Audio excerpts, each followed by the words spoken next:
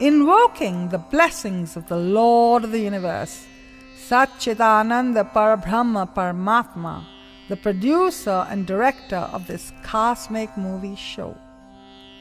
Vande Krsna Foundation presents Meditation, the Ultimate Medication, dedicated to Yogi Protoplasm, disciple of Ramana Maharishi and Yogi Rama.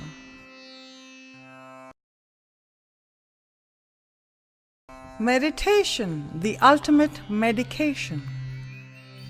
Is meditation the ultimate medication for any problem facing man? Let's explore. Please join me on a voyage of self-discovery. Self-discovery is self-recovery. Meditation is simply reminding yourself again and again that you are not the perishable physical body, but a divine eternal soul full of bliss, peace, and cosmic love. One who meditates becomes a spiritual magnet and radiates joy and peace and becomes a channel for the inflow of divine energy. Meditation destroys all causes of sorrow, for the root cause of any sorrow is attachment to the perishable body.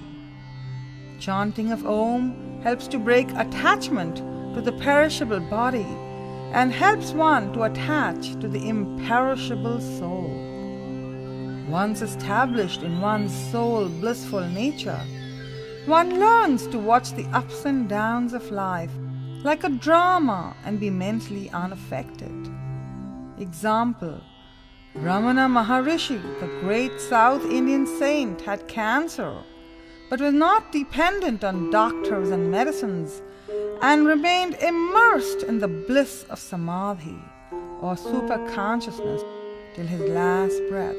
It has been scientifically proven that during meditation, brain waves actually do change.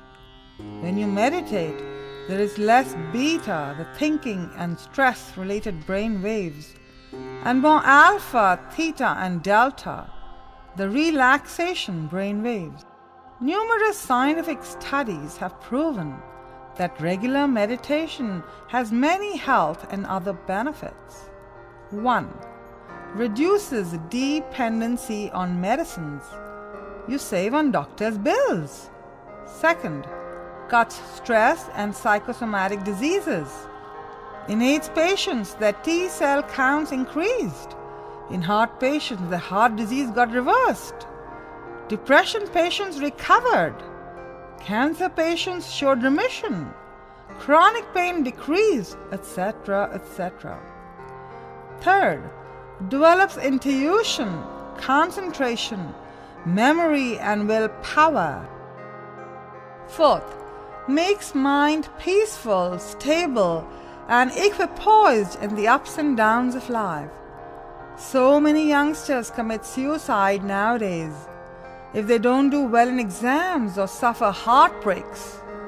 If kids were taught to meditate at a young age, they wouldn't play with their lives. 5. Improves relationships. A doctor couple on the verge of divorce were taught to meditate. Soon they stopped fighting and withdrew their divorce case. 6. Cuts alcoholism and drug addiction. If one can get drunk with soul bliss through regular meditation, why would one ruin one's life with drugs and alcohol? 7. Improves productivity and efficiency. 8. Aura colors improve. Through Kirlian photography, one can see one's aura colors. Somebody who is very materialistic will have a red aura.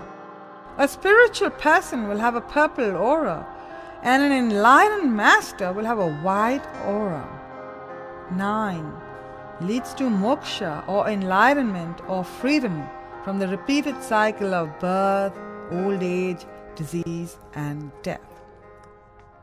What is real disease plaguing man? It is eye disease. the sense of I-ness and minus. First attachment starts with the perishable body. My body, then my family, then my money. But even this body is not ours. It will certainly be burned to ashes one day. If neighbor's house and family get burnt in a fire, I am not bothered. But if my family and property is burnt, I am shattered. So root cause of all sorrow is attachment. Destroy this eye disease with the sword of self-knowledge. Now what is real goal of human birth? Health and wealth. But however healthy or wealthy you are, your body will certainly disease and die, won't it? Now let me ask you another question. Where are you sitting right now? I am sitting in your office right now. We are all currently in Mrityu Loka, the kingdom of disease and death. Here 3 kinds of suffering can finish man at any time. 1. Natural disasters like earthquakes, tsunamis, famines, etc. 2. Man-made disasters like war, terrorism, rape, etc. 3. Diseases like cancer, AIDS, heart disease, etc. So Mrityu Loka is like a prison, an open-air jail, a temporary place full of suffering. But what do most of us do all our lives? Fancy clothes, fancy jewelry, fancy makeup, fancy cars. Finally, fancy diseases, fancy hospitals, and fancy funerals. Mrityu Loka is only a fool's paradise. But our Upanishads talk of higher lokas like Brahma Loka, where there is no disease and death, absolute bliss and eternal life. God tests us in Mrityu Loka. The more simple and selfless we are, and the more we love everyone as our own self, the more our chances of promotion to Brahma Lok. But mostly human love is very selfish and conditional. Look at the high rate of divorce, female feticide, rape, murder, etc. Our society is rotting because man has become so selfish. Even if you don't believe in Brahma Loka, but if everyone started living simply and selflessly, Mrityu Loka would certainly become Swarga Loka or heaven. Now let us do an experiment. Please bring a microscope.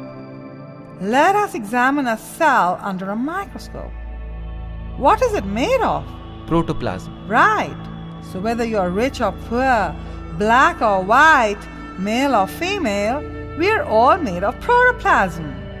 So there is a unique unity behind the baffling diversity. Upanishads also say the soul is one in all, so we must practice cosmic love. But alas, due to ignorance, man has become so selfish and so greedy, and crime and corruption on the increase. Ignorance of the real goal of a human birth is the real disease plaguing man.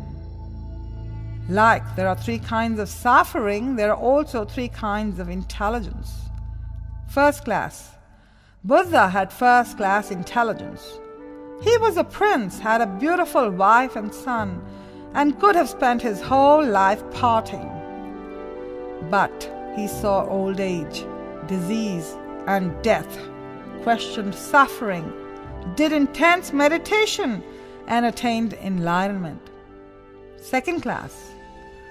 Problems are happening all around us, but only if some problem hits my head, only then I wake up and start questioning life and search for a way out. Third class. You are engulfed in problems, but it only leads you to drugs and depression. Most people have second or third class intelligence. First class intelligence like the Buddha is very, very rare. Now let us do a simple exercise. Close your eyes and visualize your own skeleton. It is made up of 206 odd bones of different sizes. Mentally take your X-ray photo and carefully examine your skeleton. The body is a moving commode. It has so much dirt inside. It sweats and produces repulsive odors. Yet we identify ourselves so much with this perishable cage and pamper the body so much. Most of human life is spent pandering to the needs of the perishable body. Now, ask yourself the eternal question: who am I? Am I this perishable body, which will certainly disease and die, or am I a divine eternal soul, full of bliss, peace, and cosmic love? Who am I? Can this inert skeleton do anything by itself? There must be some intelligent power operating this skeleton. Affirm the idea that you are not this perishable cage made of flesh and bones, which will certainly disease and die. You really are an imperishable soul, which is eternal, all blissful, and all-pervading. By doing the skeleton visualization daily, you will get detachment and you will try and lead a more simple and selfless life. Om, the ultimate healer. Though there are many meditation techniques, as there are infinite ways to the infinite, in this film we will discuss a meditation technique called Pranava Nada Anusandhan, which means research on Om mantra. 6 stages of chanting Om will be shown also. Mantra sadhana is the most beneficial method to keep your mind, body and soul in perfect harmony. Mantras help to master the monkey mind. The vibratory sound of Om is happening in every atom of the entire universe. This vibration is constant and unaffected by a person's race, religion, etc. It is thus not surprising to find its reminiscence in all religions in some way or the other, whether it is Amen of the Christians or Ameen of the Muslims. Om has 3 letters: A, U, Ma. A symbolizes your waking state. U symbolizes your dreaming state. M symbolizes your deep sleep state. Om, taken as a single unit, stands for Turiya, which is the 4th state. Mandukya Upanishad reveals the secret meaning of Om, which is the name of Brahman. It gives an analysis of the 3 states of waking, dreaming, and deep sleep, and how to reach the 4th state, Turiya, whose nature is Sat, Chit, Ananda, which means absolute existence, consciousness, and bliss, and is the substratum for the 3 changing states. Pain cannot touch the one who gets established in Turiya state through deep meditation. Meditation on Om with devotion and meaning leads to realization of Brahma Gyan, or self-knowledge. Chant Om with the spirit of inquiry and devotion, for you are invoking the blessings of the Lord of the universe. Every time you chant, ask yourself, who am I? Am I this perishable body, which will certainly disease, decay and die? Or am I a divine child of God, made in His image of eternity, immortality, and everlasting bliss? Who am I? Mantras have power. Supposing I abuse you, won't you get up and slap me? If one abusive word can incite you to violence, imagine how much power God's name will have and how much capacity it will have to burn the impurities in the mind and elevate us. Mind has 2 layers, conscious mind and subconscious mind. Conscious mind is only 10%. Subconscious mind is 90%. One can reach superconscious mind through regular chanting and meditation. One should meditate at least 20 minutes in the morning and evening, for it takes a minimum 20 minutes for the mantra or positive affirmation to reach the subconscious mind. Now let me ask you a question. What are most of us searching for? But where do we search for this happiness? Mostly in wine, women and wealth, right? But Taittiriya Upanishad says, a mind which has been purified by selfless work, when that pure mind sits in deep japa and meditation, the bliss that it then experiences is 1,000,000 times greater than the bliss of a billionaire who has enough of 3W, wine, women and wealth. So, a pure mind is really your passport to becoming a bliss billionaire. Example, a thief was traveling with the Swami in a train. The thief saw the Swami counting a lot of cash and putting it in a bag and locking it. When the Swami went to the toilet, the thief started searching for the key of the bag. He searched everywhere on Swami's side but could not find the key. Exasperated, when the Swami came back, the thief blurted out the truth. Swamiji, I must confess to you that I am a thief and wanted to steal your money. Please forgive me. But please do tell me where you have hidden the key to the bag. I am dying of frustration. Son, I have hidden the key under your pillow. Now, the thief had searched everywhere, but certainly not under his own pillow. Similarly, out of ignorance, man searches for happiness outside him in wine, women and wealth, but real everlasting bliss is only within, in the bliss of the soul. So learn to tap that soul bliss through daily deep meditation. Mantra's effect on water. Dr. Imoro, a Japanese scientist, performed experiments observing the effect of prayers, music and mantras on the crystalline structure of water. He filled 2 jars with water. Jar A was subjected to several hours of insulting and abusive language, while Jar B was exposed to positive vibrations through chanting and prayer. The jars were then frozen. After freezing, it was found that the crystals in Jar A were ugly and deformed, while the crystals in Jar B were like beautifully shaped diamonds. If this is the effect on water, imagine the effect of positive vibrations on the human body, since it is 70% made of water. And imagine the effect on a fetus, which is 90% water. That is why our rishis of yore would promote Garbhasanskar. That is, if a pregnant woman does a lot of chanting and meditation, she can put spiritual sanskars or impressions in her child right from the womb stage. So we find modern scientists corroborating truths what our ancient rishis stated. In fact, our rishis also spoke of Garbhadhan.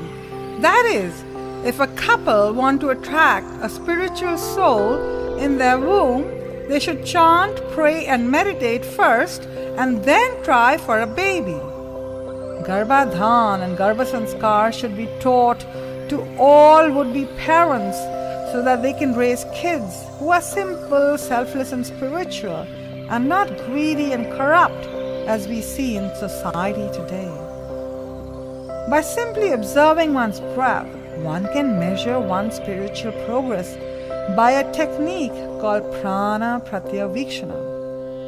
Put your finger below your nose and try and find out whether your breath is running through both the nostrils or only through one nostril. If it is running through only one nostril, find out which nostril is more active, right or left.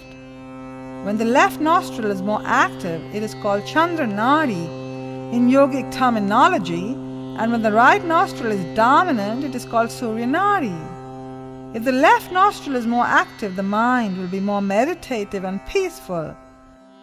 If right nostril is more active, the mind is more argumentative. When the breath flows equally through both nostrils, that state is called Sushumna and is an indication that the mind is deep in meditation. According to yogis, the number of breaths per minute is limited to 15 or 16. Yogis have found that as the mind becomes purer and subtler through deep meditation, the number of breaths per minute decreases. Mind your mind. To do any work in the world, your mind must be in a proper condition. That is why Swami Vivekananda once said, "If I have to start my education again, I will not start reading many books. I will focus on improving my concentration." If you have a concentrated mind, you can read many books in no time. Example, Swami Vivekananda once went to a library and asked for a book. Give me a book on world religions. Here. After 1 hour, Swamiji returned the book. I have finished the book. You can have it back. How is that possible? How can you finish such a thick book in such a short time? Okay. You can ask me any question from the book. To the librarian's amazement, Swamiji answered all his questions. The librarian was shocked. He asked Swamiji his secret. Swamiji said he did not need to read sentences or paragraphs. He reads whole pages in a glance. This is what is called photographic memory. We also can improve our concentration powers with regular meditation. Now, do you want to learn a technique to erase egos? Yes, erase egos. Close your eyes and visualize your blood circulatory system.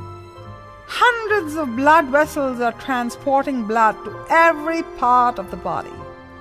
Very great biochemical knowledge of physics, chemistry, etc. is needed for constructing various organs and make them function. Who is the designer of this remarkable machine called human body? Your heart is pumping, your stomach is digesting, your brain is processing, etc., etc. Who is performing all these incredible functions? Evidently, there is some highly intelligent, mysterious power combining all sciences together. Supposing your next meeting is with the Prime Minister and you are very, very excited to meet him. But suddenly, your heart fails. Can you meet him? So, there is a higher power running this cosmic movie show. Surrender and become egoless.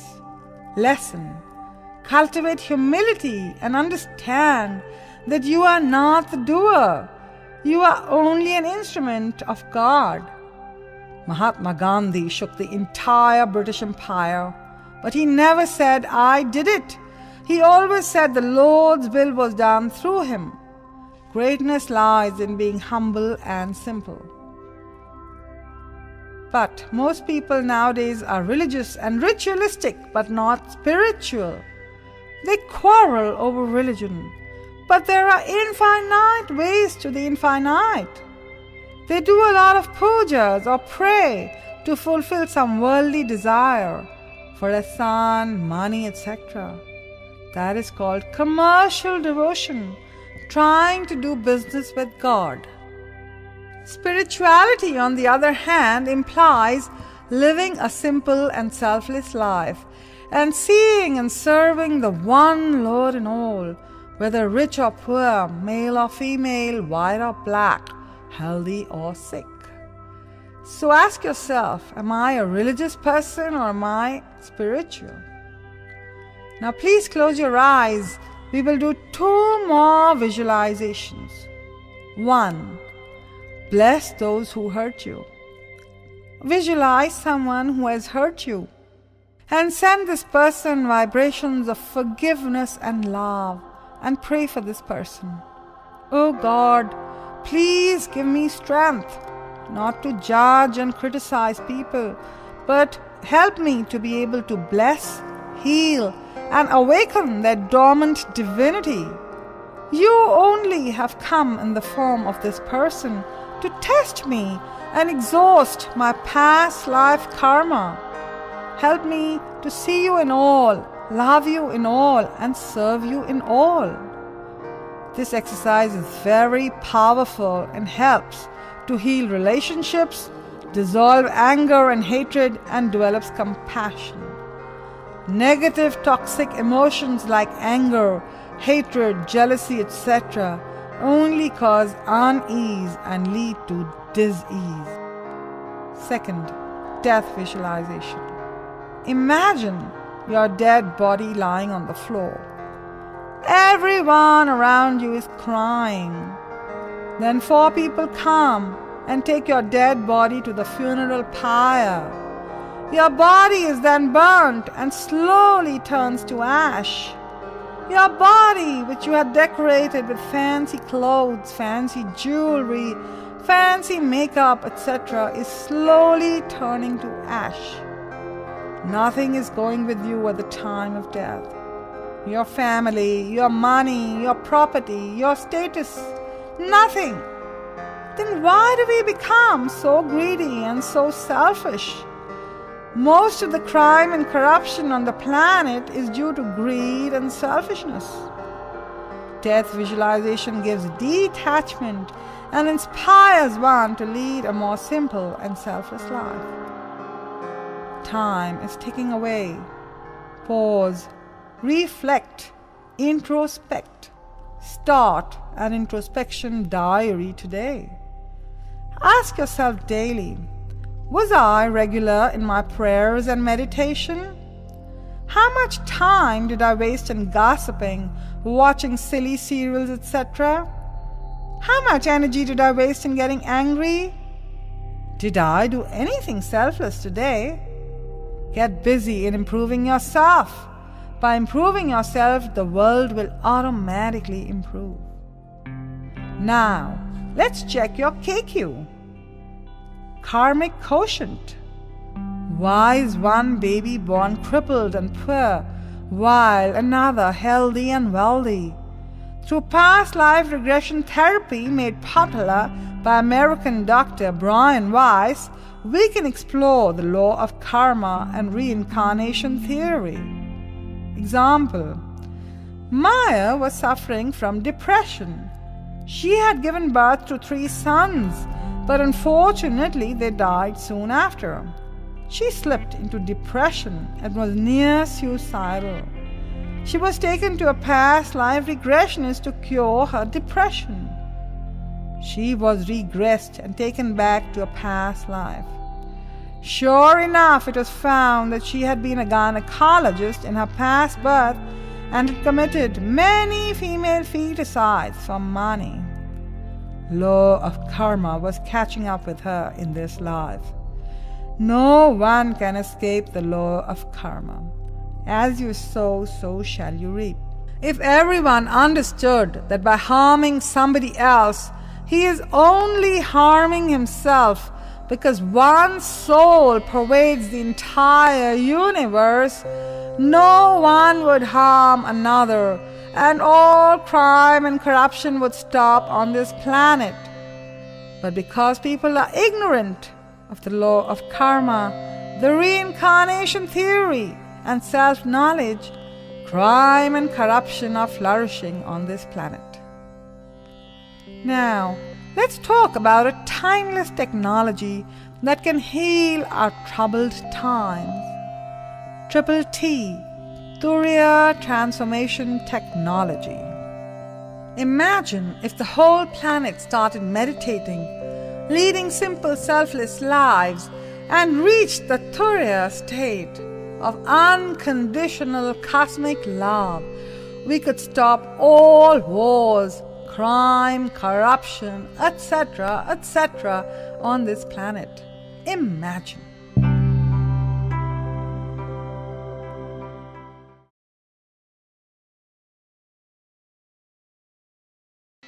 Now sit with your spine erect and close your eyes. Omkara chanting can be done in 6 steps. 1. Vachikam. Chanting is done aloud. Loud chanting should be done in such a way that sound appears as if coming from navel. If done correctly, breathing slows down and ultimately kumbhaka or stopping of breath is attained. Step 2. Upamshu. Repeat the mantra without making an audible sound while making an O shape with your lips. Step 3. Chitta japa. Chant the mantra mentally. If your stomach goes inside and breath almost stops, then you have attained natural kumbhaka. It means you are chanting correctly. Mental chanting is considered the best but is the most difficult, as the monkey mind tends to wander. Step 4. Anahata nad Anusandhan. Do the Shanmukhi mudra. Plug your thumbs in both ears, 4 fingers on eyes, middle finger below the nostril and rest on mouth. In this mudra, external noise is totally cut off and you are able to listen to Anahata nad or sound of Om as it is originating from inside. Upanishads describe that Anahata nad is continuously going on inside, but we are not able to listen to it because our minds are gross, extroverted, and impure. Mind must be purified, concentrated, and introverted to be able to taste its soul bliss.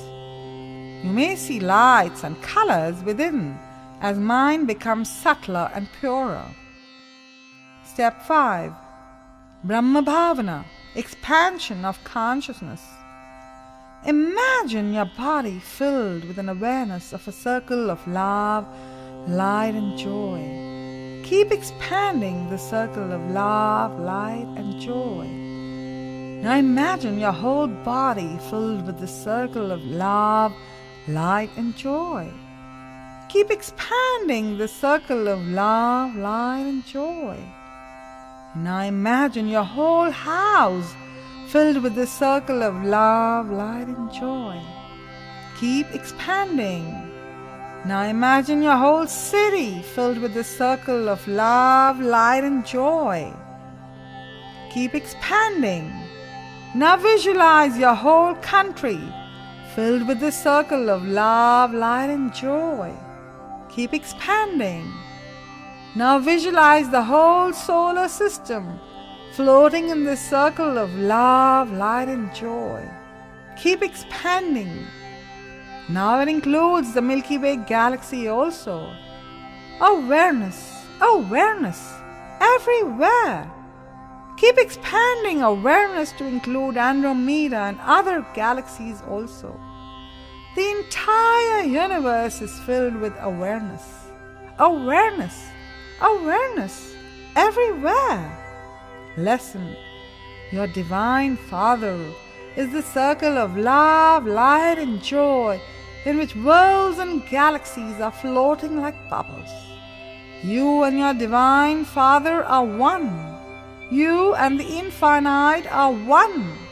You are not this perishable body subject to old age, disease and death, but pure awareness which permeates worlds and galaxies.